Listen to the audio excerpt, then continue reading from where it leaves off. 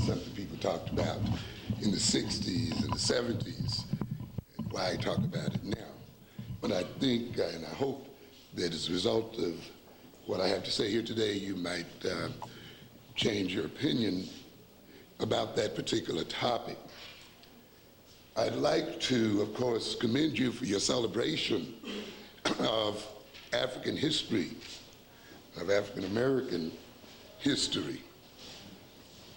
And of course, we recognize the importance of studying such history. However, I think we still underestimate the value of the study of African history. I think we celebrate it without analyzing it. We search it and look for heroes without understanding that one of its major purposes is to teach us lessons on how to cope with the present and with the future. Not only are those people who do not know their history doomed to repeat it, but those who often misread it are often doomed to repeat it as well.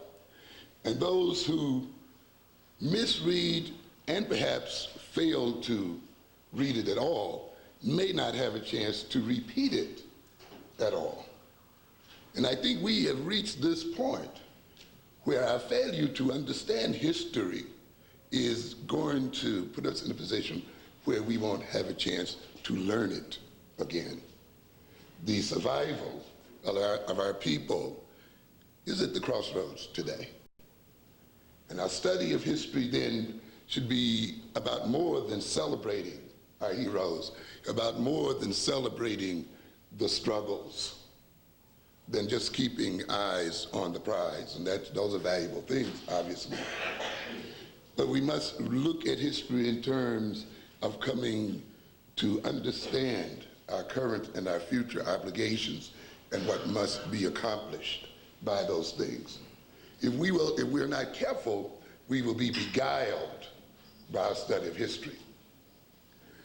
Many of us who have not studied, for instance, Reconstruction history, the history of the United States, particularly of African Americans during the 1860s and 70s, may think that we are entering a new era in American history. We may think that the things that we're witnessing today, the elections of blacks to political office and their appointment to various positions, their activities in various corporations, and so forth, is something new in American history. And yet, a study of Reconstruction history will quickly convince us that we are currently undergoing deja vu. Many of us see history as a continuing progress upward and onward. We have bought the American concept of progress, the idea that things must, over time, necessarily get better. There is no law in the universe that tells you that your future survival is assured, that you will continue to exist now and into the future. There have been races and ethnic groups who have been virtually wiped out on this planet, and there's no guarantee that your own group will not be wiped out as well. The idea then that you must necessarily arrive at a point greater than those of your ancestors could possibly be an illusion. The idea that somehow through some great automation you are going to be in a better condition than your people is an illusion often of not studying history and recognizing that progressions and regressions occur in history, that integrations and disintegrations occur in history. History is not a fairy tale where certain things are accomplished and then people live happily ever after. And many of us think then that the accomplishments that we've made up to this point means that we are only going to expand them in the future. I think you had better think about that again. And I'll point out today why we must not be so optimistic as to be foolish. In fact, let us go back for a moment to an article written in the Ebony magazine, October 1981, wherein Lerone Bennett, who wrote the book Black Power USA, I think wrote his conclusion to the book. When I read that book, Black Power USA, and I guess it was published back in, what, the 60s maybe, or 70s, at least early 70s. And I finished reading it, I said, the last chapter of this book is missing. You know, and it went on to laud Black Power during the Reconstruction era and so forth. And yet somehow the logical conclusions were not drawn at the end of that book. The lessons that that book implied were not expressed openly and completely. And consequently then, I think some people would have been left with the wrong impression. But lo and behold, he did write the final chapter, but not in the book itself, but in the magazine. The second Reconstruction is history repeating itself. This is October 1981. And he titled it, as you can see here, The Second Time Around. Will history repeat itself and rob blacks of the gains of the 1960s? So he's dealing with the issue again here. We gained it once and we lost it. Is there any law in the universe that says we will not lose it again? And I like the introduction here. He starts out by saying, over. It was at long last, over and done with. How could anyone doubt it? How could anyone fail to see that the race problem had been solved forever? One man who had no doubt said, all distinctions founded upon race or color have been forever abolished in the United States. Another who saw things this way said the category of race had been abolished by law and that there were no more colored people in this country. Thus spoke the dreamers and the prophets and victims in the first Reconstruction of the 1860s and the 1870s. I don't think I have to elaborate on this kind of attitude. We run into too many youngsters today who say, oh, that was in slavery time. Oh, those were the things that you talked about in the 60s. That's the 60s and the 70s. We're in a new day now. You're not in a new day, ladies and gentlemen. The same words that we were saying today, the same words that people said over 100 years ago. Why are we in a new day when we're saying the same thing that someone said 100 years ago? He goes on to say, and it is worth emphasizing here at the very beginning that these flights into fantasy were based on the same hard facts that gripped the imagination of blacks in the second Reconstruction of the 1960s and 70s. There was, for example, a black man in the U.S. Senate in the 1870s. And there was a black governor in Louisiana. In the 1860s and the 1870s, as in the 1960s and 1970s, there were black sheriffs and mayors in the South. And there was open speculation about a black vice presidential candidate. So the Jesse run is not new in black American history, ladies and gentlemen.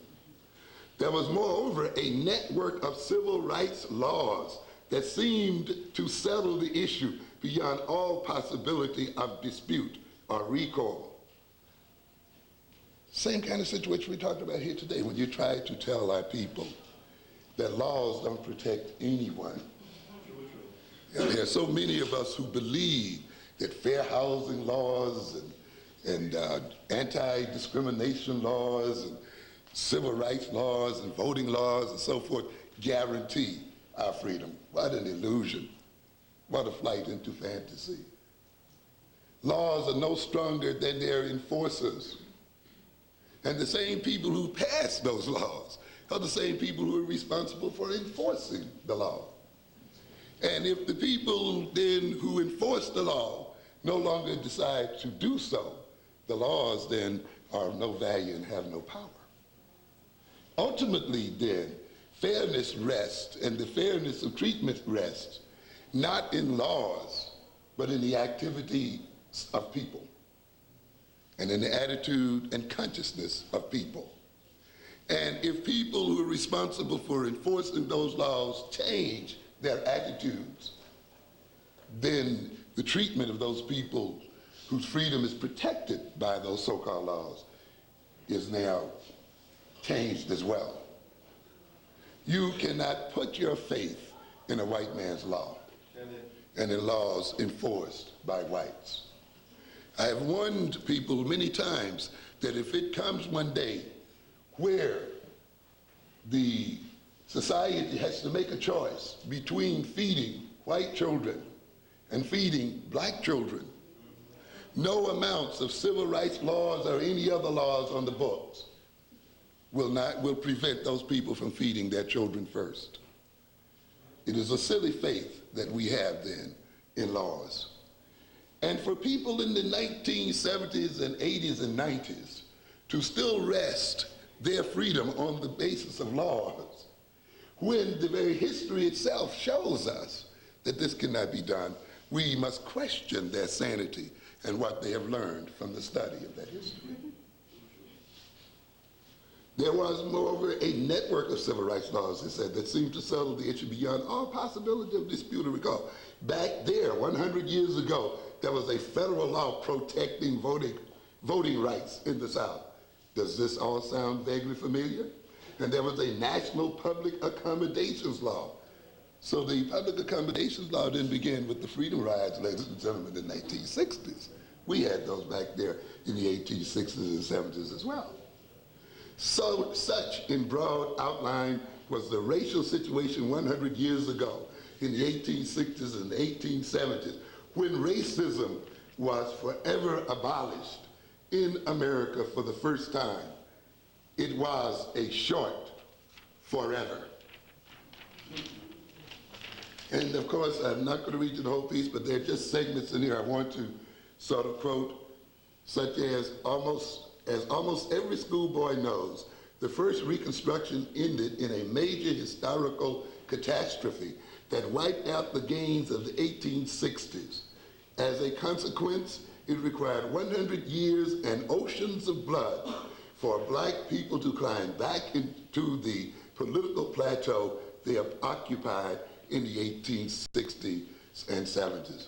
So, as I stated earlier, history contains both progress and regress. However, I think regress at this point of history will not be a situation where we will be able to fight a battle all over again. I think regress at this point of history essentially spells annihilation for Africans, not only in America, but for Africans the world over.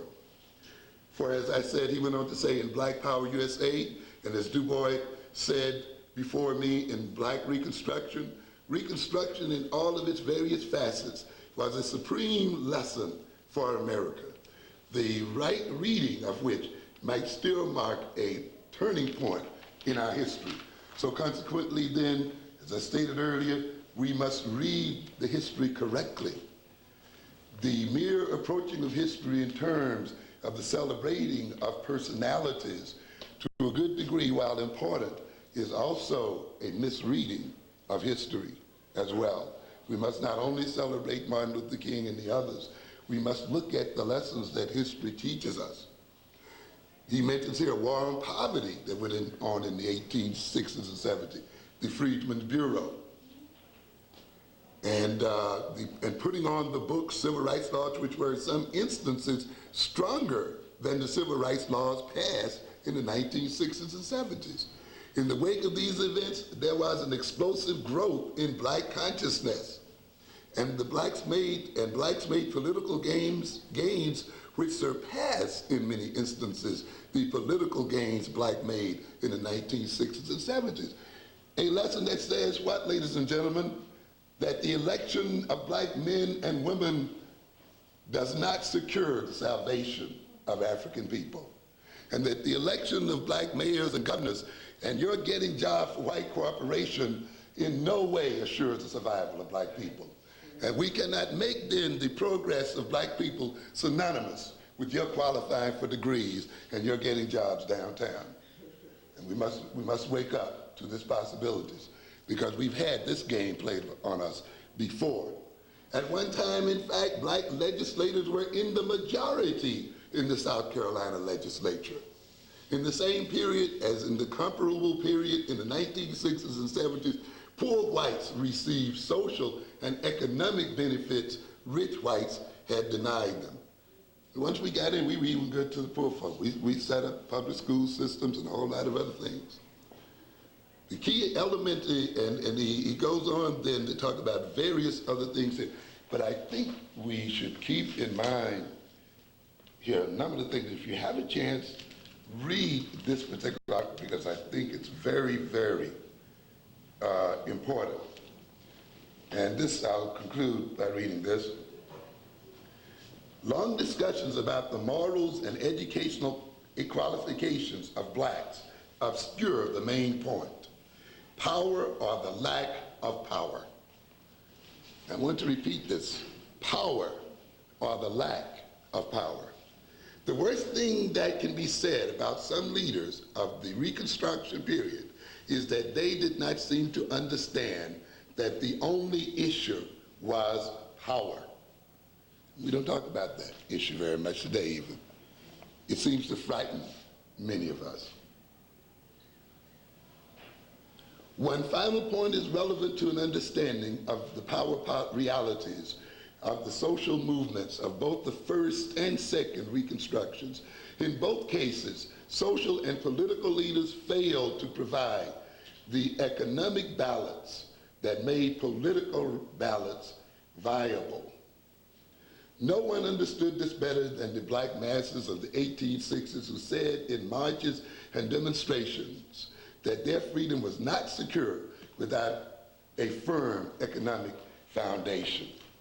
So I think again then, when we look and celebrate Frederick Douglass and Harriet Tubman and others, we should again look at the essential issues.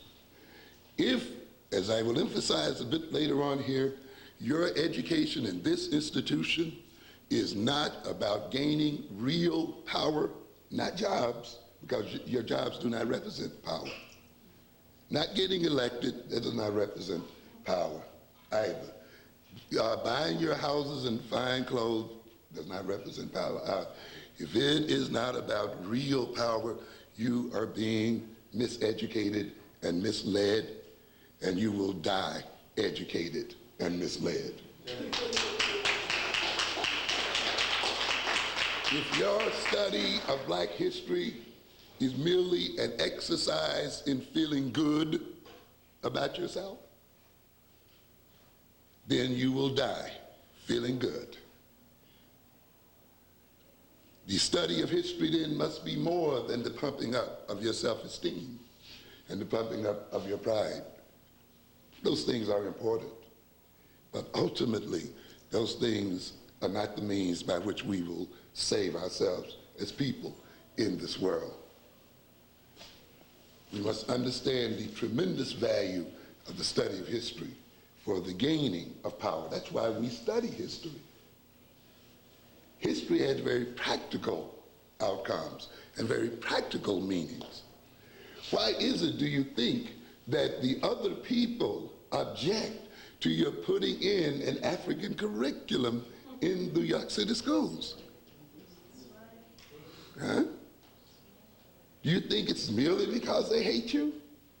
Merely because they don't know your history?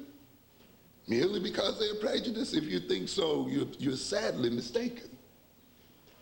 Because these people know, I think better than we do, that a sound approach to history represents an empowerment of a people, not merely the making them feel good or not.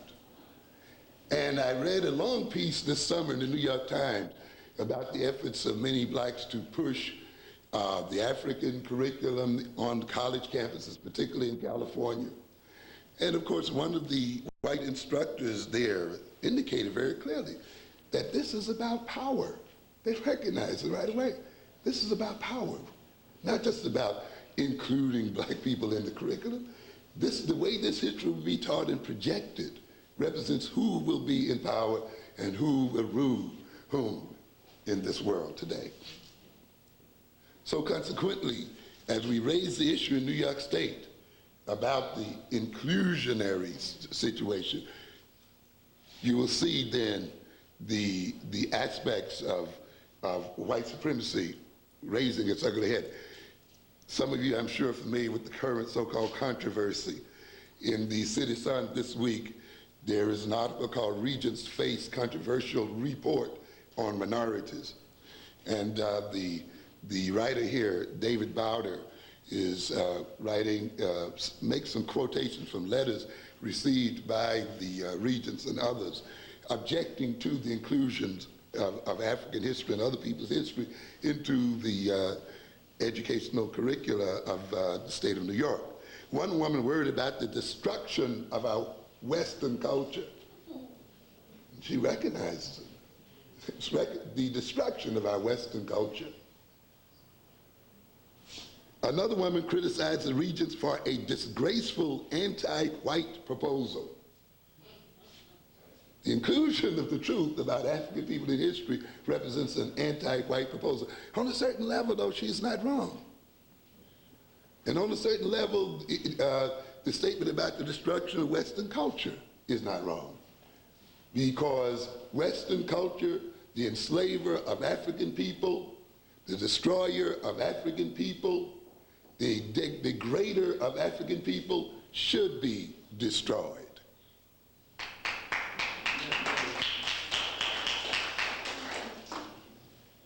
White people, the degraders of African people and enslavers and killers and murderers of African people should be removed from power. I will talk to you later. A lot of you want to play games with your minds and hide behind words like racism, as if racism can exist by itself in some kind of vacuum, and as if it is not something that must be acted out by real flesh and blood people. You know, it's like when people talk about the economy. It's no such thing as the economy. There are people involved in economic activities, real people. White racism is not a concept. It is active people engaged in a certain type of interaction with other people. And if you are to remove racism, you must remove their capacity to engage in these activities. You got to face it up front. But they have you now fighting abstractions when the reality is still destroying you. And we're going to come back to this in a minute. One wrote, maybe we need the Klan back. Of course, they haven't gone, really. And he described himself as a veteran, a voter, and a taxpayer. Tony Brown, of course, mentioned, Tony Brown did a show, a series of shows here locally some weeks back.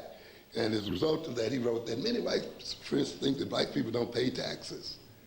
You know, they don't think black people have been to war and the whole bit. So this guy writes, as a veteran, a voter, and a taxpayer. Somehow, you know, we don't do these things. Raising the specter of racism in education, the task force, that is the task force that wrote the report, said New York's history courses overemphasize the contributions of white Europeans and minimize the accomplishment of minorities and largely ignores wrongs committed by whites against others. Critics accuse the task force of trying to drive a wedge between the races. What a game. Oh, we've been together all this time, I guess. They say the state's education leaders should be more concerned with crumbling schools, high dropout rates, and drug addiction, as if these things are not related to the other things. Columnist George Will ended the report, called the report Affirmative Action Run Amok. He said the perverse attempts to purge American culture of Eurocentrism ignore the fundamental truth that the central ideas behind American institutions come from Europe. Says that's exactly the point. They come from Europe. I think the report should be thrown away. Diane Ravitch, a history professor at Columbia University's Teachers College, the premier teachers college, right? The one that you're all so proud to get your degrees from? The American Federation of Teachers President Albert Shanker, condemning the report's finding, labeled it the Sobol report, that is the commissioner, state commissioner. A recent profile of Governor Mario Cuomo in New York Magazine cited the report in dismissing Sobol as one of Cuomo's less than brilliant commissioners, and so forth. So why are these people objecting then to history and the history of African people? We must recognize then, ladies and gentlemen, that history is more than merely remembering one's past. That history is a very practical thing. Those of you in psychology no doubt have studied the abnormality referred to as amnesia. And if you haven't, look it up and see the effects amnesia has on various patients. You think often that not knowing your history in no way harms you, but certainly it does. As a matter of fact, you are more a victim of history by not knowing it than in knowing it. What happened to African people during the slavery period is pressingly present in the youngest black child today. We must recognize that in the human mind, there is no such thing as the past. In the human mind, the past is always present. And everything you do, every way you look at the world and relate to other people in the world, every way you interpret the world, the very way you move your body, the very way you talk is the result of your historical experience.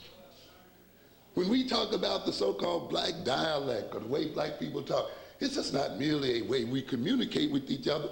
The very way we speak, the very words we use, the very tonalities we speak reflect a history. Just talking to our children passes on a history to them. No matter what you are saying, your very voice represents the historical experience. I will talk a bit later on then to have you understand that the psychology of our children is different from that of the psychology of white children. The psychologies you are studying in this college are incorrect and are going to make you dumber. And in many ways, with all your good intention, send you out to cripple these children and to cripple black people as a whole. Because the psychology of a people, just as the psychology of an individual, develops from the history and experience of that people as they develop from the history and experience of the individual. To understand your own individual psychology, a person must understand your own history and experience. They cannot take the psychology of another person based on their history and experience and explain yours. Neither can you take the psychology of another people with a different history and experience and destiny and use that psychology to understand yourselves and to understand your children. And nor can you take that psychology and appropriately educate your children and direct your own destiny. It is impossible. And yet you have classrooms filled with general and introductory psychologies written by white men and women, and think you're learning some neutral, non-political psychology. There's no such thing as a neutral and non-political psychology. There is no neutral and non-political course in this institution, and I'm talking even about physics, mathematics, and computer science. I heard some joke the other night, there is no black chemistry. There is no black physics. Lies. Lies. Because you must understand that chemistry and physics and mathematics and all flows from the consciousness and mind of man. They do not exist apart from that. That science flows from the political and social and economic organization of a people. Science just does not pop up in the minds of geniuses. People must exist in a particular political, social, historical context in order for science to develop and to flourish. And unless you know the historical, political context in which science is created and motivated, you will not create science. You will then educate some people who can think in science, and then those same people will be used by your enemies to destroy you and your children. If you saw the program the other evening about blacks in space, how many of you saw that Monday? To whom? To the enemy.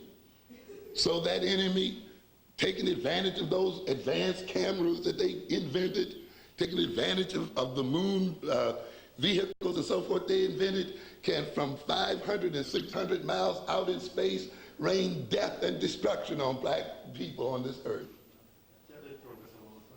And therefore, if you do not prepare the appropriate economic and political circumstances in which your children are to operate, they will be hired and be used to destroy you as an individual and to destroy you as people.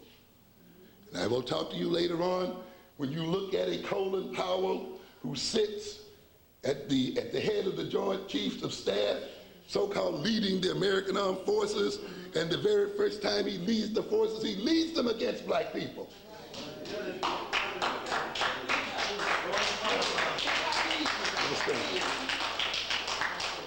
How many of you saw 60 Minutes last week? Yeah. How many saw this colored lady sit there and defend racial discrimination? As a result of investigation in New York State, 2 black people exposed activities by major employment agencies, I mean tons of them in the state, who were through code discriminating against black people. And 2 black employees left those agencies because they were sick and tired of the discrimination that was going on. And of course you saw old Abrams there trying to take all the credit. What was it, Cosmopolitan Employment Agency? Yeah, owned by Norrell. And of course the CBS crew ran a standard experimental deal where they made a resume, sent a black woman, and then sent a white woman. And of course you know the tale, no jobs for the black woman. And this white woman walked in 10 minutes later, jobs all over the place, even offered a cab fare to the interview, offered to walk her to the subway, the whole bit. The woman vastly more qualified than the white woman. What is the white woman typing, 50 words a minute with 15 mistakes? Black woman, 72 words a minute, 3 mistakes. You know, that kind of stuff. And now they decide they will go to the spokesperson or whoever it was for the company, and lo and behold, who's sitting there to defend the company but a black woman? And it was a chilling experience to watch her whole body language, her whole expressionless face, and how far and abstracted she was from reality. As the announcer presented her with a memo, where the memo was talking about the practice, and she says, this is not on, she says, our letterhead is not on this memo. We are proud of our letterhead. How far is that from Master as we sit? You haven't come in from anywhere. You know, we are proud of our letterhead. And yet this kind of game goes on and on. And this is what you're headed for. And this, students, is what you are being prepared to do. You are being prepared to put a black face on white power and to defend white interest.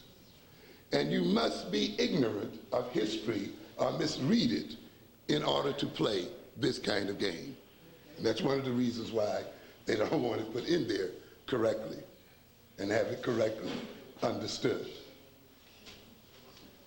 Just read one part of something here for a second. And I use this illustration. Some of you who may want to see a more extensive discussion of this particular article in the Omni magazine, February 1984, titled Timeless Minds. You might want to get the lecture I delivered from Brother Brown here at the House of the Lord Church. What was it, 2 Wednesdays ago, I believe, where I talk about it. And then I discussed it more extensively at African Echoes over a year ago, and Brother Yusuf probably can cue you in on that. I'm just going to read only a fraction of this because it's so filled with meaning. It reads, "When I wake you, the past will be gone," Dr. Bernard Aronson of the New Jersey Neuropsychiatric Institute told a deeply hypnotized student. We discussed in that lecture I just mentioned at the House of the Lord about the fact that we as a people are in a chronic state of hypnosis. You're in hypnosis right at this moment. These classes that you're going to are hypnotizing you. And I talked about what hypnosis meant, and I impressed upon the people the fact that the essential ingredients of hypnosis was a social relationship, that is a hypnotist relating to the client in a particular way, you see, and the acceptance of that relationship by both parties, and the use of words. That was all. That was all this thing. That's all that ever goes on in a hypnotic session, isn't it? Two people relating to each other in a social arrangement and words passing back and forth. Doesn't that adequately describe the classroom situation? Do you think you're merely sitting here and there getting information and knowledge? The very fact that you think that that is what's happening means you're hypnotized already. When the post-hypnotic suggestion took hold, the student became drowsy and infantile, losing both memory and the powers of speech. Later, he reported a vague sense of meaninglessness. What are we saying here? The hypnotist, by manipulating this man's attitude toward his past, manipulated his consciousness and real capacities and abilities. He just wasn't in a state of illusion. He had memory problems. He had problems getting meaning out of life. He lost his sense of purpose in life. He became lethargic and drowsy and sleepy, fall asleep at night reading the books. Confused. In other words, then, the manipulation of history creates real effects in the individual's personality. So it is not an absence of knowledge that's occurring when you and I talk your history. You are put into a state of consciousness, and many of your abilities are wiped out and destroyed as a result thereof. That is why your history is not being taught to you correctly, so that your potential will be forever undeveloped as a people, and you will not challenge those people who rule over you. And even though this world is only ruled over by 10% of its population, the European, the other 90% in order to be ruled over must literally be out of their minds. You as a people have to be crazy to be in the position that you're in. Your state of consciousness has to be one that is deceptive, has to be one that is filled with lies and misinformation and misorientation. How can you inhabit the richest continents on this earth and be the poorest people living on it? How can Japan, with no resources at all, be seen as the richest and most powerful nation on this earth, except that those people who have the earth's natural wealth see themselves as poverty-stricken and are poverty-stricken in their consciousness? You will see later on then that if the education doesn't wake you up from this, you are still going to be servants. You think perhaps that your ability to choose various courses at this school and other schools, Your capacity now to choose whether you will be a computer scientist or this or that means that you've advanced beyond your great-great-grandparents who were slaves. You have not advanced one bit. We don't have time to talk today about what I call the European constants, those things that remain the same despite all the apparent changes that occur in the world. As a matter of fact, the changes that occur in the world are meant to maintain the very basic constants. Integration is not just an idea of black people. It is an idea pushed by the white ruling class. You have to understand that. It is to their advantage to run this game on black people's minds. You must understand that the slaves were not mere field hands and house servants. You had slaves with many skills, all types of skills. Carpenters and iron workers and millwrights and shipbuilders and you name it, they had it. Many did not just work on the plantations or in the house. They actually went out and followed professional jobs and brought the monies back to their slave masters. So the idea that you're picking up a skill does not advance you any farther than they were. Because in the end, the basic constant remains the same. And what is that constant? Working for someone else's profit. It does not matter that you're going to get degrees and whatever you get them in, you will still end up as your great-grandparents were, working for a white man and working for the benefits of other people without working for yourself. So then an education does not liberate you from this. And in many times in history, ladies and gentlemen, slaves and servants educated their masters, but they were still slaves and servants. So knowledge alone will not free you. The development of skills alone will not free you. You must understand that you have to overthrow the situation that you're in. I demonstrated in the African Echoes lecture that it is the forgetting of our history that has robbed us of very practical skills. If you really forgot everything you learned in the past, do you know you wouldn't know how to talk? You wouldn't know how to walk? You know that everything you operate on is something you've learned in the past? And forgetting that past means that you forget very practical abilities. This is the case with the people.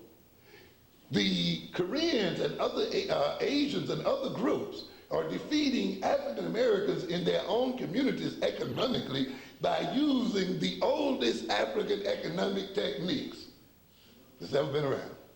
But because we forgot our history, we forgot the techniques for raising money to get control of our economic circumstances. You understand? So the forgetting of history was not merely a forgetting of heroes and how great we were. It was forgetting economic and other techniques.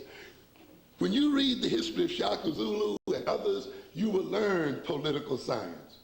You will learn how to control nations and empires. You will learn what destroys nations and what maintains nations and groups.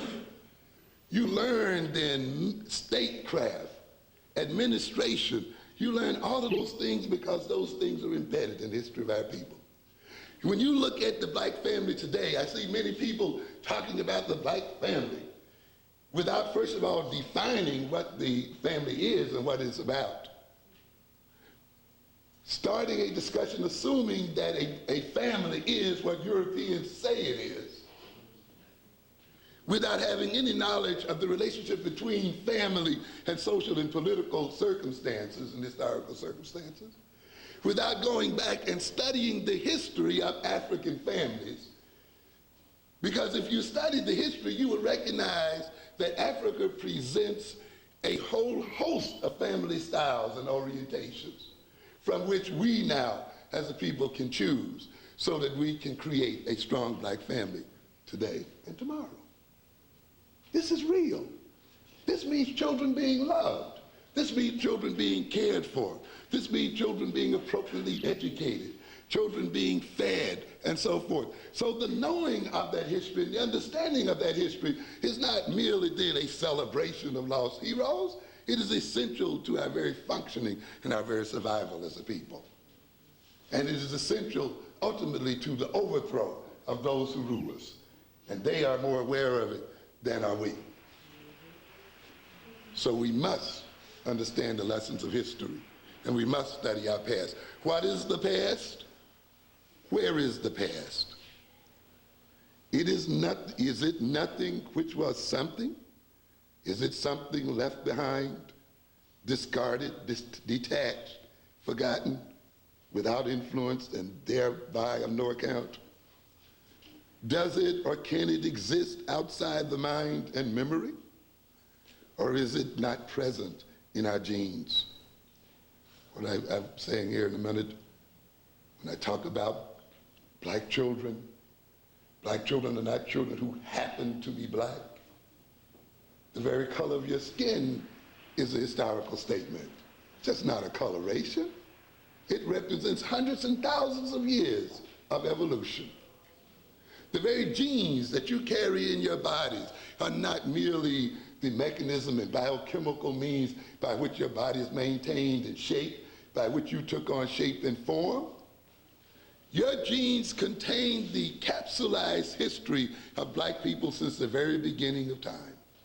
The whole evolutionary, political, social, biological, geographical, climatological history of black people is contained right in your genetic structure.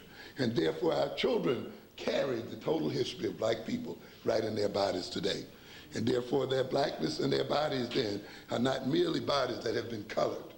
Those bodies carry the history and existence of black people, the past, and they must carry the future. Where we carry, or is it not present in our genes, where we carry the evolutionary existence of our kind, and are we not then its present unfolding, evolvement, and manifestation? Or is it not congealed in concrete and mortar, stone and steel structures and pathways? Is it not still present in its negation, in its reconstitution, when it is transformed into something new? Isn't the new then something old? History, consciousness, unconsciousness, comprehended, uncomprehended, never ceases to be. It is only transformed. As transformation history is always here and now. Here today, there tomorrow. History is past, present, and future. It is destiny. If we will to transform destiny, we must will to transform history. I want to move rapidly into another segment here today where I wish to talk about revolution. And I am about revolution, and I am about preparing this race for a racial confrontation with those who now rule this earth. Because in this situation, it's either going to be those who rule or us, one way or the other. You want to hold on to your little dreams about little black boys holding hands with little black girls and white girls and so forth. You hold on to them. And then you're welcome to them, and you can die dreaming them if you wish. But let's try to wake up to a greater reality. To bring about, I indicate when I talk about black children and why I talk about a psychology of the black child. I mentioned the fact, as I mentioned earlier, that the history of black people are different, therefore the psychology of black people is different. Consequently, if you're going to understand the psychology of black children, you have to understand the history of black people. And therefore, as I stated to you earlier, you cannot go into European psychology to deal with the psychology of black children. That's one reason why I wrote the developmental psychology of the black child. The other reason, of course, was the fact that the black child's body is not a duplicate of the European child's body. We are not colored people who are merely different according to the color of our skin. It's more to it than that, ladies and gentlemen. Your children represent the oldest race on this earth, the mother and father of all other of the races. They represent, as I told you earlier, that total history of their bodies as such. So they are not duplicates of white children. Under other circumstances, I pointed out how they're born intellectually more advanced than is the white child. They do things on their first day of life, the second day of life, that it takes a white child 6 or more months to do. They come out with the brain that, if you test it through EEG and other methods, demonstrates very clearly that they're more intellectually advanced than those of white children. You must understand, history is not merely something that happens to people, it becomes a total part of their body and their existence. And you must understand that history to understand your children. And it's the failure to understand that. I also demonstrate that history is not something that just occurs. We must study psychohistory. That is the psychological results of undergoing historical experiences. And to a very great extent, the problems with the education of black children, the crack epidemic, and all of these other things we complain about day in and day out, are the result of a psychology that flows from a particular type of historical experience. You have a school system that is based upon the psychology of white children and white people. And you're trying then to educate your children on the basis of that system. They are bound to fail. The very structure of this college itself is based upon a white model, and therefore it has a built-in failure mechanism for you, one way or the other. Because you don't understand that your historical experience has changed the very way you think. Your very style of thinking, your very style of learning, your very style of relating one to the other has been transformed by your historical experience. Must understand. When you go into your psychology classes, you must understand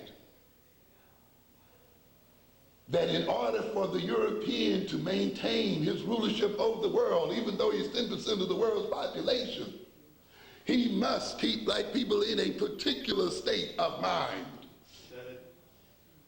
It is necessary that you be backwards. It is necessary that this room be sparsely attended today, as it is with the College of the South.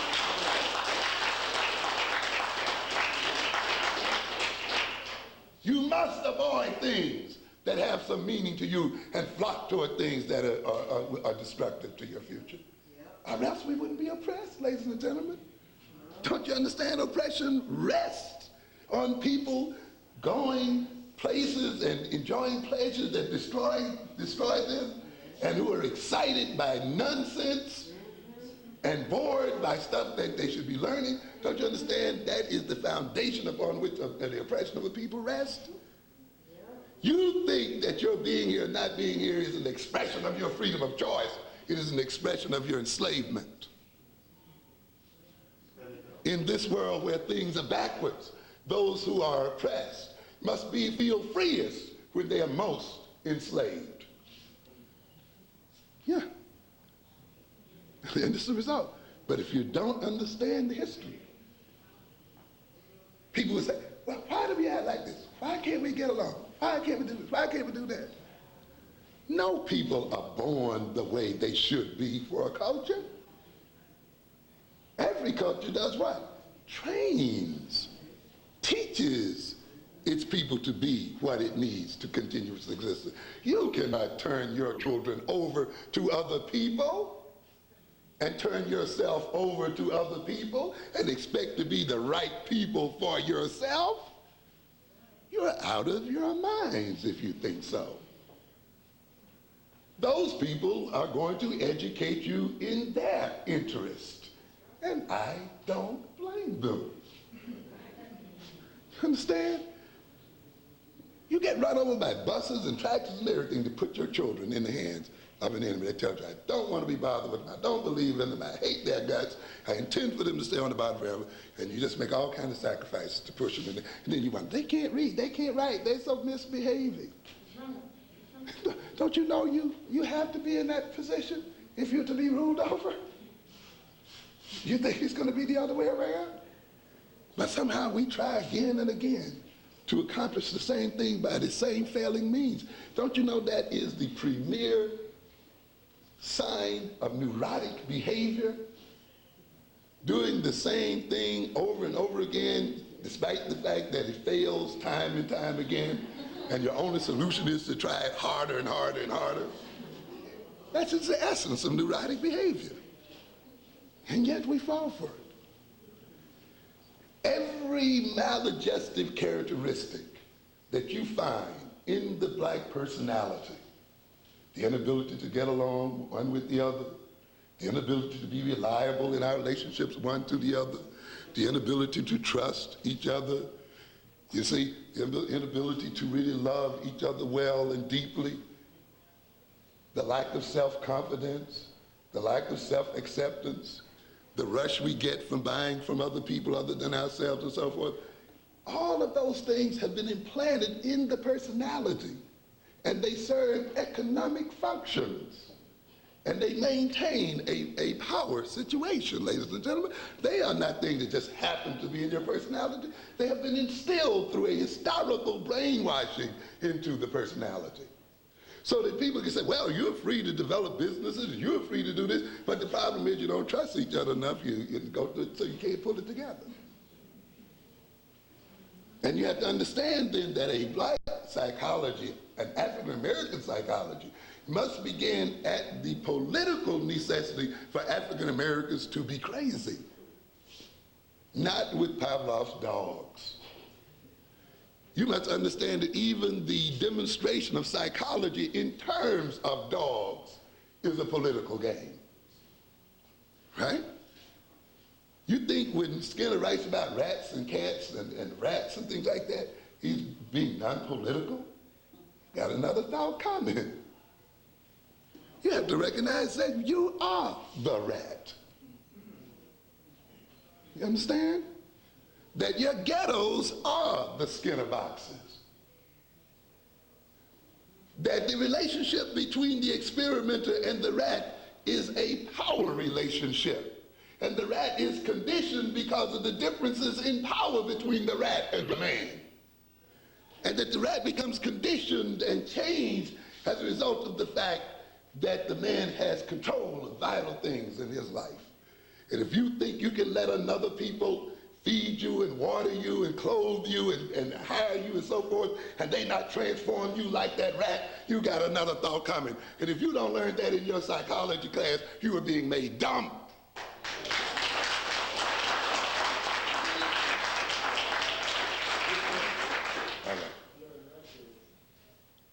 You must interpret. Looking at that rat must be done politically. You don't only have to look at it in terms of he gets shot this time and the food drops in there that time and he pushes to the lever. That's education for dumb people. You'll make an A at that, but you'll still be dumb. In fact, the higher the grade you make, the dumber you'll be. If another people rest on your ignorance, and they do, then they will educate you into ignorance. You understand? While you're being taught one thing, you're ignoring other things. And therefore, in a sense, learning, while there's a gain in knowledge, is also a gain in ignorance. And therefore, you have to be careful about what you're learning. And so your mere learning what these people are offering you here is a problem. And you think because it's in the catalog, it must be important or it wouldn't be there. Got another thought coming. As our time is running out, I have to just get to the point here then. You must understand that the major enemy is white supremacy. You must understand that. That the education, even this introduction of the African curriculum into New York schools, while a step toward liberation, will not be fully liberating. Because it is not enough just to know history or any other thing. As I ask frequently, why are you going to school? For what purpose are you learning to read? For what purpose are you learning math? And of course, you'll quickly supply yourself with the answer, to get jobs. As if qualifying for jobs is going to represent your salvation. You must learn. The reason why I urge my students to engage in student activities and organizations is this, and that engaging in student activities and organizations is as important as what you learn. In fact, they're more important. Because it is not enough for you to qualify for a job and get a job. You must what? You must keep it. And that's where power operates. There are many unqualified people with jobs all over the place, but they know, or they got power, or they have connections, or they got this. You think your mere qualifying for a job is going to secure your future forever? You got another thought coming. No way, ladies and gentlemen. You have to have the capacity to protect what you've gained. And that requires what? Power, real power. Not another degree, you know, real power. So don't be deceived by these things. You've been fooled into battles. You fought slavery, you fought Reconstruction, Jim Crowism, poor education, this battle, poor this, poor that, this. Do you recognize that all of these things represent one thing? What is that? White supremacy. If you rid yourself of white supremacy, then all of these other things you've been fighting for will take care of themselves. But without ridding yourself of white supremacy, you will have new battles to fight from now on and evermore, because it will constantly throw a new battle up for you. As a matter of fact, this society is going to become more supremely racist when it is apparently non-racist. And that's where it's moving to at this point. I used to tell my students, when a white man tells you, let's not put race in this, he's being the most racist at that point. One day I'll come back and explain to you this thing. Andy Rudy was fired the other day, suspended, for making a statement, we shall not have these kind of statements on CBS. Did that give black people any new jobs? Does that mean we came to own CBS? Not a damn thing was changed, but Rooney is sitting out cooling his heels. So then you can have a society that removes all public expression of racism. You can have a society where people no longer overtly express racial hatred, and racist statement and behavior is outlawed. But you can still have a system that destroys millions and millions of black people. Colin Powell and others are the signs of that kind of racism, where the black middle class will be sitting in these jobs and positions defending the system. You must recognize that racism is not an attitude. It is not a feeling of hatred toward another people. All of that's going to be washed out. You must understand that racism and white supremacy is in the very structures and values of the institutions of the society itself. And until you revolve and change those structures and attitudes and values, you will always be under the bottom. I don't give a damn if white people express no hatred toward you. I don't give a damn even one quick, let me end it here with this poem. Why do we gather here this day to speak of revolution? That word which portends cataclysmic change and overthrow, the changing of the order of things. Why, we ask ourselves, we African Americans, must we speak of revolution at this day and time when peace and freedom are breaking out all over the Russias, the Balkans, and the spirit of unity sweeps like a refreshing breeze across Western Europe and the divided Germanys?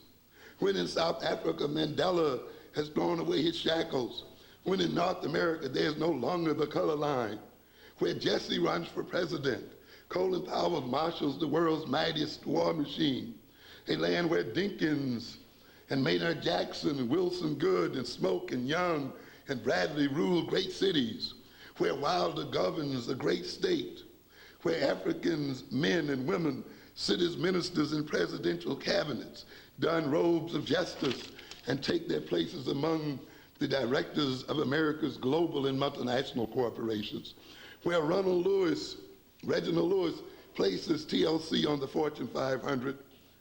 Why not speak of peace and brotherhood and of joining hands, of dreams? or at least keep silent and not cause undue alarm, and let those who are going for a swim in the mainstream rush headlong, unimpeded by a call to war. I speak of revolution. I beat the drums of war because one man, nor a few famous men, are a people. The rule of one, the judgment, the generalship, the ministry, the captaincy of industry of one, of a few, is not the rulership of the people. The judging and generalship, ministry, captaincy of the people over themselves or over their destiny. The lives of a few heroes and heroines is not the life of a people. I speak of revolution because we have yet to have one, and our freedom and liberation must yet be won and secured. Our enemies yet rule us, and their numbers increase. Their strength grows exponentially. In our revelry, inebriated by our celebration of ephemeral victories, we have left our borders unwatched, our sentinels asleep at their posts. The enemy stealthily infiltrates our camps and prepares to slaughter us before we wake. For peace and unity among our enemies are joined in order to disturb the peace and unity among ourselves. We spoke easily of revolution in the 60s and 70s. We shouted from mountaintops and deep valleys, "Black power!" We raised our clenched fist toward the sky as if to threaten the heavenly host, and vowed to march on till victory is won.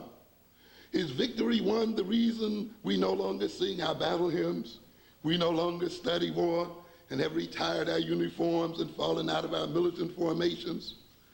As we lift our voices in hosannas and loudly give all praises due to our ancestors, our heroes past and present, as African men and women aspire to the highest offices and win seats at the tables of the mighty, the heroes and heroines of our future, the futures of our people, the carriers of our ethnic immortality, our young warriors, the mothers of our nations, the minds of our race fall like winter wheat before a sharpened scythe of crack, dope, and AIDS. They are slain in the wombs of our mothers, their minds terribly wasted in schools mastered by their enemies. They kill each other pulling the triggers of guns they cannot even manufacture. Their lives go up in smoke. A mayor of the nation's capital falls from his pedestal. Our salvation does not lie in being elected. This is the winter of our discontent. The written word is still perceived as an unintelligible cryptic hieroglyph by too many of our children. Basic mathematics still presents an insoluble riddle. Knowledge of self and self-love, self-confidence, and doing for self still are the holy grails yet to be attained. While a few attain wealth, exploit opportunities which never knocked at our doors before, the multitude slip desperately into poverty, sickness, and disease, their lifespans shrinking faster than their horizons. Many in this land of plenty have no home, like the Son of Man, nowhere to lay their heads. The men rot in jail, 70% will be unemployed by the year 2000.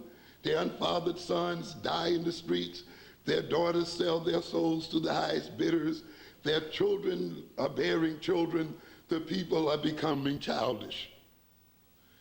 Business Week, September 19, 1988. The cover screams, "Human capital decline of America's workforce." It whispers, as the economy comes to depend more and more on our women and minorities, we face a massive job of education and training. It wonders, can they be taught? It proposes, let's import new immigrants, educated and trained to do the jobs. The New York Times, July 28, 1989. Blacks found lagging despite gains. The National Research Council, arm of the National Academy of Sciences and Engineering reports, racial discrimination is only one of several barriers to the improvement for the nation's 30 million blacks. What the other barriers are not mentioned. Full integration of blacks into a colorblind society is unlikely in any foreseeable future, largely because of the existing social and economic separation. They say if all racial discrimination were abolished today, the life prospects facing many poor blacks would still constitute major challenges to the public policy. Do you understand what I'm trying to tell you? The mere so-called removal of racial barriers is not going to remove 15 to 20 million black people from dying in this country, ladies and gentlemen. The removal of apparent racism is a setup for your death. Do not you understand what is going on? Do you not understand the chief American dilemma? That dilemma is this: how do you destroy a people while appearing to care for them at the same time?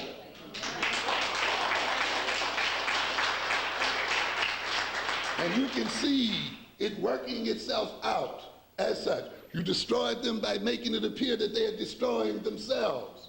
And you'll even get these old black middle classes, of which too many of you are going to become a part, who will sit back and try to blame the victim and talk about how they don't have motivation, how they are raised by broken families.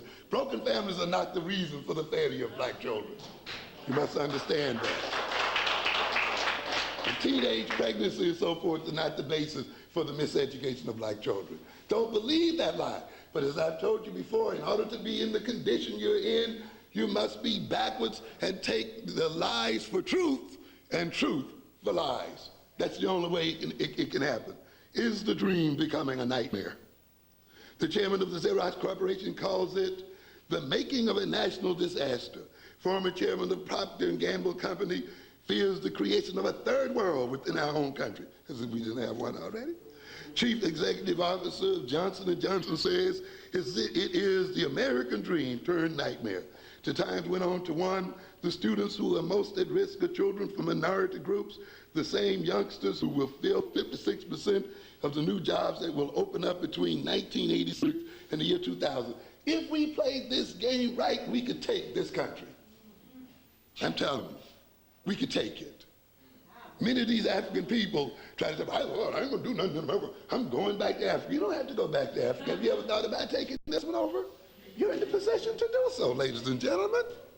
But you must wake up to the possibilities and how this can be accomplished. This is why you're being miseducated, so you can't see this kind of thing occurring. Remember the movie Planet of the Apes?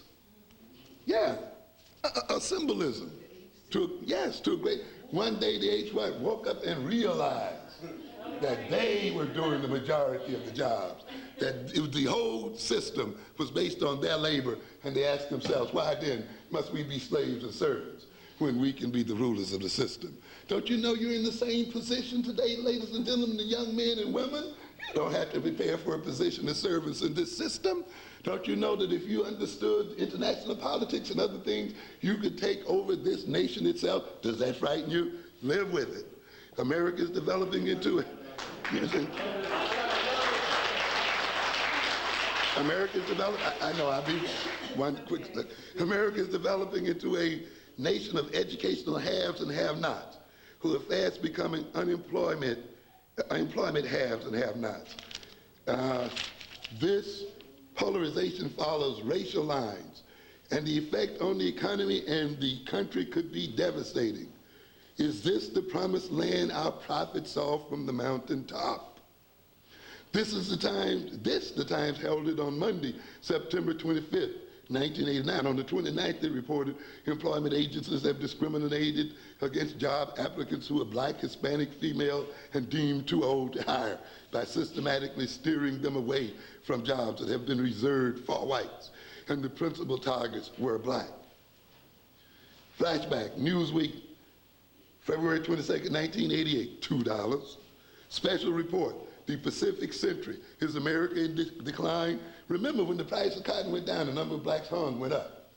When this country, that integration and so forth can only work during economic prosperity.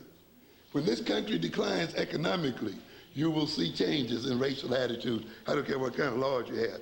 I ask, is the mainstream drying up? Somewhat more ponderously, I ask, are we to remove the foot of white racism from our necks, only to have it replaced by that of the Asian economic juggernaut?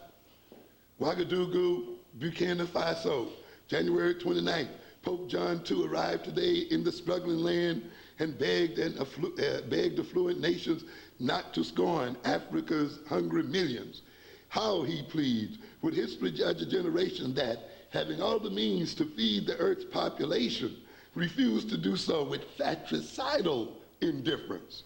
The earth is becoming sterile across an immense area. Malnutrition is chronic for tens of millions of people. Too many children die, he cried. Is it possible that such a need is not being felt by all humanity? Is it possible, I say, that a people who complacently watch my African brothers perish, who help them, and watch the people who help them along their path of death, would not kill me also? I am an African. The death of my brother is also my death. Let me put this question to you again, because many foolish black middle classes and many foolish people who are eating well think that they can sit in America and watch this country destroy the African continents, and watch this country destroy African Caribbeans, and watch this country destroy Africans in Central and South America, and think that these same people who destroy Africans abroad will not be the same people who will destroy them in America.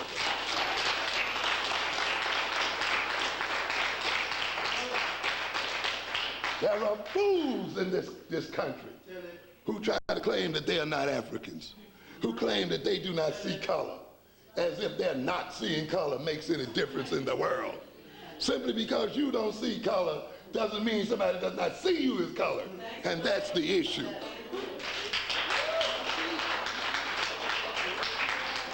And you think then that you can sit in this country while this same nation and these same people that you sleep with and marry and love and so forth can go out and destroy African people, and not think those people do not see you as African, even though you choose not to see yourself as African. You'd better think again. You're out of your minds and you're headed for death. You must understand that. Hide behind these, I am an American. I am a human being. Ladies and gentlemen, the death and destruction of black people will follow those kind of abstractions. We don't call them black poor anymore. We call them the underclass, right? The hardcore unemployed. The other night on Channel 13, they called them the throwaway people. No racial name hooked into it. They talk about, and you what you call, and we get these bunch of people who want to identify black progress with their getting jobs. You know, there are only about 700,000 black people in this country making over $50,000 a year. Yeah, over $50,000 a year. 700,000. Imagine that against 35 million people. Don't you understand? You're getting jobs, and these few little thousand people getting jobs doesn't represent a thing. It's a drop in the damn bucket. They say 1/3 of black people are below the poverty line. Do you recognize what that means? That's 15 million people. And when you talk about $50,000, which is no money in today's world, you're talking about all the rest of us folk. You understand? But now it'll be put in abstract statistics, talk about the underclass and this kind of business. And see, the name won't be attached to it so that you won't feel emotionally connected as such. Wake up, wake up. We must deal with this. And so here the Pope is pleading about Africa. Flashback times, January 16, 1990, Washington. For the senior officers who serve as instructors at the nation's top-level military school, teaching what they know is no longer enough. Now they find that threat, that is from the Soviet Union, is growing more ambiguous by the day, and say that war games portraying the Soviet Union as the aggressor are increasingly irrelevant. People don't know. I wish you were at this college. Do you know there are war colleges where people just go like you go to study war, where they move armies and resources and things across maps of Africa and other places, ladies and gentlemen? You have to be aware of that. Now they're saying, due to the changes in Russia and Eastern Europe, we're going to have to change our war college curricula. And we're going to have to make new enemies and restructure our situation. They said the Soviet Union as an aggressor are increasingly irrelevant. The threat is no longer the Russians, said Captain John H. Haidt of the Navy School. The threat is uncertainty. The Russians are out and the third world is in, said Lieutenant Colonel Paul Pugh. Don't you know you're on the board? Don't you know that foray into Panama is going to be a foray into the islands, is going to be a foray into Africa, and ultimately a foray into your very house?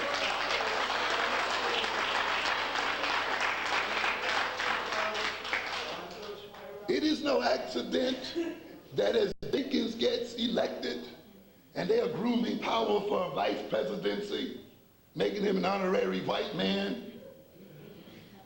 that at the same time you're talking about black men as being what? An endangered species. This is the American dilemma. This is the American contradiction. It has been played time and time and time and time again. When are you going to learn it? At the very point when you reach the highest offices in this land, is going to be the very point your people are going to die by the thousands in the streets of this country. And therefore you cannot identify your progress with the elections of some officer. You must keep your nose to the ground and see what the hell is going on. That's exactly the game they want you to play, to lift you up and chop you down one at the same time. And this is occurring. It's no accident. It has always occurred that way. Because, ladies and gentlemen, these so-called civil rights programs were designed to assuage the white conscience so that their killing of black people could continue in good conscience. That's all it was about. Not about the change of the situation. You got to look at consequences, not intentions. And this is what we fail to do. Our people are dying. Our people are yet downtrodden, near level to the ground. It is not yet uruhu. It must be revolution or it will be death. And I intend to live. For the tyrant still sits on the throne. His reign of terror like a bellowed wildfire sweeps across the cities, towns, and villages, crackles the trees of the forest, and incinerates the farmlands of our people. He is the tyrant. He is the tyrant of 1,000 faces. All of them we know. Sometimes they smile, sometimes they frown, sometimes they're serious, sometimes they clown. Sometimes they yell, we're slaves. Other times they say we are free. But the one thing they try to keep from us is that they're all one face, the face of white supremacy. Thank you very much. Thank you.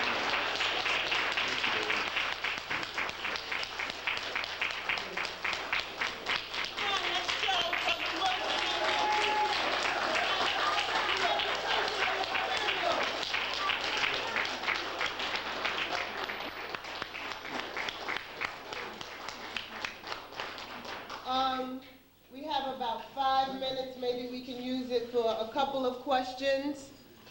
If you're going to class, don't rush out. This educational experience is more important than anything you can get after you leave that door. So please, can we have maybe a couple of questions? Yes. Yes. Have you published anything recently, and where are you, and how can you get in touch with you? Okay, I'm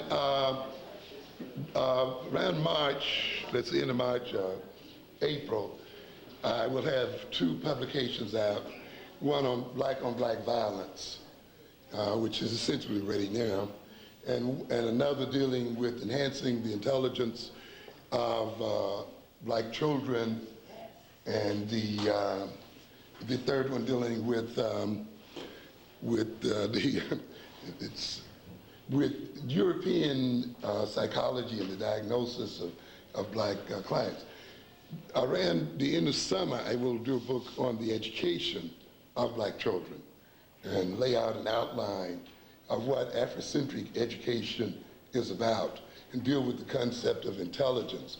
Because one of the major problems I've tried to point out in other forums is that we have misidentified and defined what intelligence is. And we've defined intelligence as black people as the kind of capacity that allows us to solve other people's problems and not our own, which is what you're being trained to do in this school and other schools today. And the more you're able to solve their problems, the more intelligent you will become. But it's the wrong game. And I will demonstrate how the very essence of intelligence is the ability to adapt to one's circumstances and change those circumstances to one's convenience and survival. There is no other definition of intelligence. Intelligence is not measured by numbers and achievement test scores and all the rest of the nonsense that you have been given. Intelligence that is not applied to your survival as a people is not intelligence, in no kind of shape, form, or fashion. And you have to understand it. But you must understand that intelligence is guided by the recognition of the existence of a problem. The mind organizes itself in terms of a problem to be solved. It then starts to collect the relevant information for the solution of the problem. It then coordinates that information and organizes it and processes it and expresses it through the behavior of the individual so the problem can be solved. The major problem that we have today as students and as a people is that we don't recognize that we have a problem. And when you do not recognize that you have a problem, you have no means of organizing your minds. And one of the major reasons then your children are having difficulty in the schools is because they have no problem to solve. And they ask you, why am I studying this, Mama? What's the reason? I need to know this. You got to offer them more than, oh, so you can get a job. It's beyond that. So yes, they'll be coming out soon. Yes. Yes, I'd like to ask a question regarding Christianity, because I myself am a Christian, and I cringe when I see a white image of Jesus, which is a lie, and I cringe when I hear a white man trying to tell me about God. And so my Christian brothers tell me it's the Word, and that your attitude is very limited in now, and I'm saying no. If we start out with the premise of a lie, your conclusion can be, the only result is your conclusion is a lie. So if we start out with Jesus being white, what else have they tampered with? You can get some pictures somewhere. No, I know that. I know that, but I'm saying it's an institutionalized. As a matter of fact, if you say, Well, excuse me, our time is limited. Let's let Brother Wilson answer the question, Well- okay? And then if we want to discuss it later on, we can, okay? But let's make use of, let's think of that. Okay, of course, that's a complicated question, and it takes a certain far more time than we have here today. But one of the things that we have to understand very clearly is to distinguish between the religion as a concept and as a practice and the use of religion. Many times, speaking of history, and I think this is a history we should remember, many times we forget as black people that we did not come over on these ships as Christians. Yeah. And many people, you have to stop and meditate that. It's very important that you meditate that, Because we talk about how Mama and them prayed with the pot over their head and all that. Well, that's fine too. But there was a period before that. And the African continent was not practicing Christianity prior to enslavement. Now, I know that hurts some of your feelings, but you got to deal with it. Deal with it. Okay? Then once you recognize that, you then got to ask who taught it to you. And for what reason? Thank you. You understand? Now, that's not attacking your Jesus and that. That's separate from that. I'm trying to get you to understand a use situation. That's why I said earlier, you must study the history of empires. Why did Ghana fall apart? Why did Mali fall apart and so forth? One of the interesting things I think for the downfall of some of the African empires was the fact that often these empires collected groups and tribes who were permitted to maintain their own religion, identity, and everything else. So there's always a centrifugal force operating in that kind of empire. As soon as the people get a chance, they're going to get out of the deal. Or as soon as the empire's weakened from the outside, they fly out. But the Arabs and the Europeans learned something very crucial. Give them your religion, give them your culture, give them all the whole bit, man, and they'll hang in there voluntarily no matter what you do. And so you must understand, while the practice of Christianity may be one thing, its use is another. And you have to examine your religious practice to see if you're not practicing it in a way that it permits the use of you as a people and permits your continued enslavement as a people. And I would argue to a good extent, as it is projected and interpreted by whites, it is projected and interpreted in ways to maintain white power. You got a people who stole everything from you and then turn around and talk to you, well, thou shalt not steal. You know, they sat right there in Bensonhurst, killed black people, and then walked right into the church and had preachers. Be angry, but sin not. What a joke that must have been for Cox and the rest of those whites sitting up in that auditorium. Look, isn't this religion working, man? You kill them and then they use it to maintain themselves in position. You must read the Bible with your own eyes. Many of you don't even read the Bible. You read into the Bible and you read into it what other people have told you. Now, one of these days, I'm going to give you a lecture on Moses and the whole political science of Moses. You see, you must understand that, and this is why the Jew, less than 3% of the population of the United States can manipulate this country, because throughout that Old Testament is a whole series of lessons in the manipulation and control of people. Do you recognize those children from Israel were not believers in Jehovah when they left that land? Despite all the painting on the wall of blood, all of those things that God did for them, they were still disbelievers. How do you know that? If they weren't, Moses wouldn't have to go up on the mountain and bring back a religion to them. And when he got back, they were still down there praising their slave gods, right? And then, do you know what he did after that? How do you remember that? He called up and said, those who go with me, who believe what I believe, step up here. And those who don't stay there, he slayed how many? 3,000, right on the spot. Read this there. You mean you didn't see that while you were reading all of that? Why did he slay them, ladies and gentlemen? Because we cannot deal with this unity. We have too many trials, and we have too many things to undergo. And those people who created disorder in the system must be removed. It's not just about worshiping gods and so forth. How many times was Moses nearly hung and lynched by those people? Read it for real. How many of you recognize that Moses killed 24,000 people? Huh? Oh, you claim you know the Bible, don't you? Why did he kill them? For going with foreign women, the Midianite women, right? Huh? Killed them right on the spot, because he recognized that not only were they hanging out with these women, they were taking into themselves foreign ideologies and other things that also would destroy the nation if it went too far. And they had to chop 24,000 of them away. And one of the leading princes went out and backed into their meeting with the foreign woman on his arm. And Moses' assistant jumped up and killed both of them right on the spot. And you know what happened? God rewarded them for doing it. Learn something for a change. But you've been given this old Moses deliver me kind of religion that has been designed to maintain you in a state of servitude. Reread it and learn for real what is going on in the world. Our time is up. Did you want one more? Okay, one more. One little one. This brother had his hand up. Be brief and... There is a saying that a house that divides among itself shall never stand. Right. I'm talking this, about the relationship between African Americans and Africans scattered all over the world. Yes.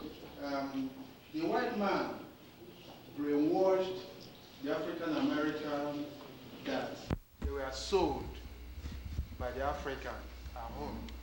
And most of them still believe on it. Okay. In the current book that's coming out, Black on Black Violence, of course, and this is what Black on Black Violence is about in part.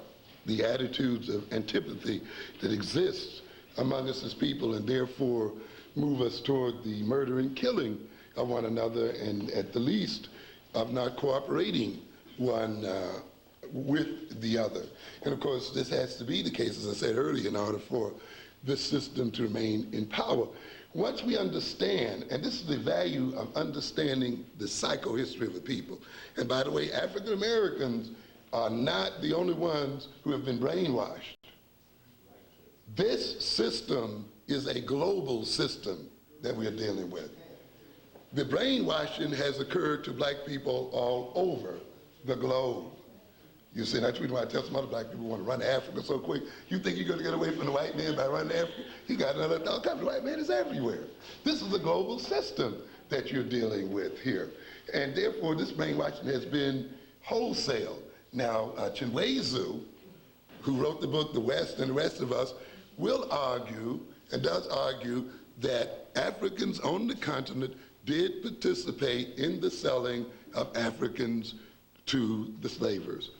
And I do not see the rejection of that as necessary for me to understand the issue, because people sell their own people out. That occurs today. It occurs in Africa today. You got Mobutu and a whole bunch of other rascals over there selling out whole nations of African people to white interests. And this kind of game has been going on since that particular point. And today you got the black bourgeoisie in America in all of its little old tiny jobs and status selling out the bulk of African people. And this is the truth that we must face. And it is not something we need to be ashamed about or get into a big fight about. It is the thing that we must look at and decide how we will not let this occur again. Because I do a thing in this previous book about the idea that the white children must pay for the crimes of their ancestors, okay? And every time they get stabbed and mugged out here, they pay in for the original crime of ancestors and so forth, ladies and gentlemen. And this must be dealt with. But you also have the issue that black people are mugged more than white folk. And more black people killed by other black people than white folk, that are killing white folk, and so forth. That too flows from betrayals in our past as people. And denying them and trying to cover over them is not going to solve the problem, because until whites repent and reparate the sins of their fathers, they will continue to die and suffer. And until we face the reality that some of our people participated in this slave trade and deal with the betrayal of our children today by black adults, we are going to continue to suffer, and our children will suffer.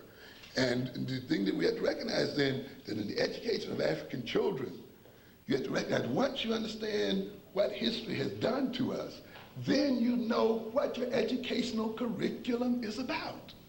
It must be about restoring those characteristics and knowledges and forms of relationships that have been stolen in order that the white man remains supreme.